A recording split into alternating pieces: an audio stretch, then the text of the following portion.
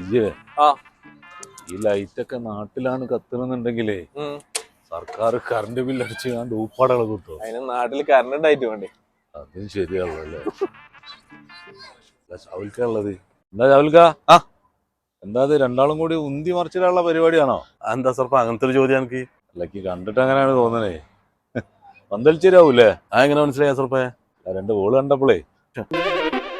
എന്താ സർപ്പ അങ്ങനത്തെ ഒരു വർത്താനോ? അസർപ്പേ, നമ്മള് ഗൾഫിൽ വന്നു കഴിഞ്ഞാല് നാട്ടിലേക്ക് തിരിച്ചു പോകുമ്പോ കൊണ്ടുപോകുന്ന സമ്പാദ്യമാണ് ഈ സമ്പാദ്യം. പിന്നെ ഈ വയറും ഈ മുടി കൊഴിച്ചിലൊക്കെ ഈ ഗൾഫിൽ വന്ന എല്ലാവർക്കും ഉണ്ടാവണതാ. ഈ 2 കൊല്ലത്തിന് വന്നല്ലേ, തിരിച്ചു പോകുമ്പോ നമുക്ക് കാണാം.